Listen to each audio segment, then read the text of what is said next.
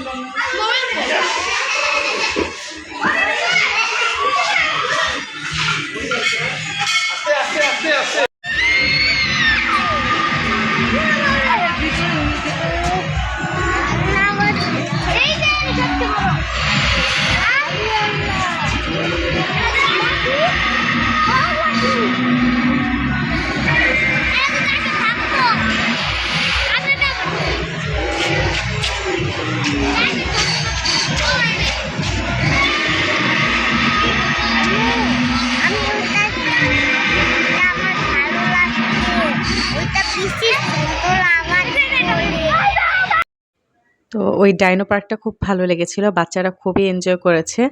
আর এই যে এদিকে হচ্ছে আমরা লাঞ্চ শেষ করে এখানে একটু রেস্ট নিচ্ছি, কারণ কিছুক্ষণ পরেই হচ্ছে রাফেল ড্র হবে।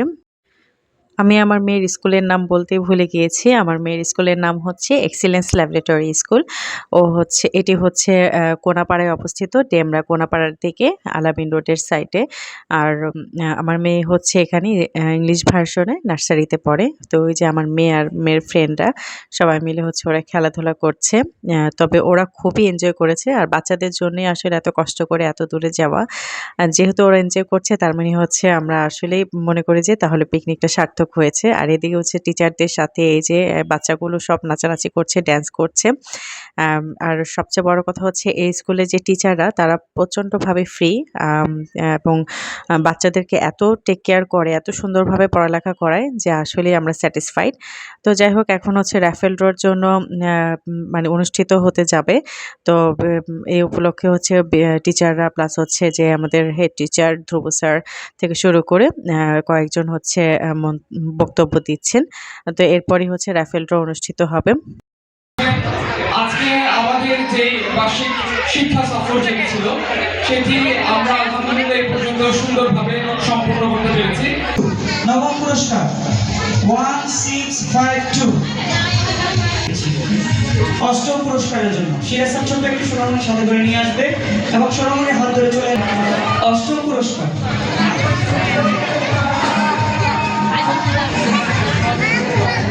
অষ্টম পুরস্কার 2552 2552 2552 জোরে করতালি। অষ্টম পুরস্কার বিজয়ী আমরা পেয়ে গেছি। সিরাজ স্যারের হাত থেকে পুরস্কার গ্রহণ করবেন। সপ্তম পুরস্কার দিবেন হাত থেকে আমরা বিজয়ীর নাম জানতে পারবো। ইয়াসমিন ম্যাম, সপ্তম পুরস্কার পেয়েছি ইয়াসমিন ম্যাম। ষষ্ঠ পুরস্কার 3A।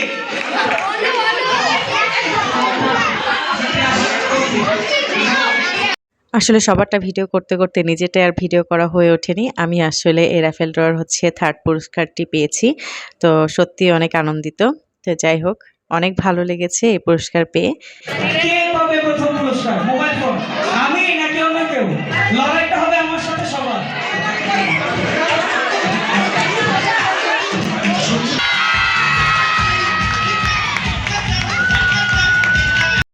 তো ১ম পুরস্কারটি হচ্ছে ভাইয়া পেয়েছে।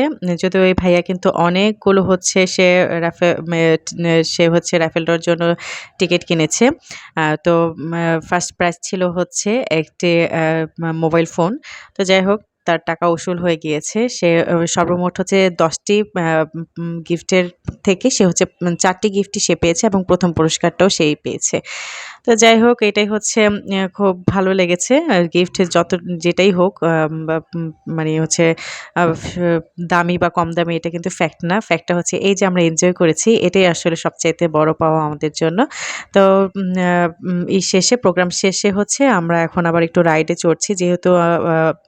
আমরা যেহেতু লেট করে এসেছি, তো আমাদের সেভাবে আসলে রাইডে চড়া হয়ে ওঠেনি। তো আমাদের বেশ কিছু ফ্রি রাইড ছিল। তো এখন হচ্ছে একটু পরেই বন্ধ হয়ে যাবে। তার মাঝেই হচ্ছে আমরা একটু ফ্রি রাইড চড়ছি। তো এই যে আমি আর আমার মেয়ে দুজনে উঠেছি একটি ফ্রি রাইডে। তো যাই হোক, ভালোই লাগছে। আর সবচেয়ে বড় কথা হচ্ছে সারাদিনে আমাদের যে ধকলটা গিয়েছে, কিন্তু আমাদের বাচ্চাগুলো খুব এনজয় করেছে। ওরা জার্নিটাও খুব এনজয় করেছে। তো যার ফলে এটা ছিল আসলে সবচাইতে বড় পাওয়া। আ যদিও অনেক দূরে ছিল। কিছুটা তো সময় লেগেছে যাওয়া আসা সব মিলিয়ে। তারপরেও কিন্তু ওরা যেহেতু এনজয় করেছে তাতেই কিন্তু আমরা অনেক খুশি, অনেক আনন্দিত। তো যাই হোক, অবশ্যই ধন্যবাদ জানাই এক্সেলেন্স ল্যাবরেটরি স্কুলের কর্তৃপক্ষকে। তো সবাইকে ভিডিওটি দেখার জন্য অসংখ্য ধন্যবাদ।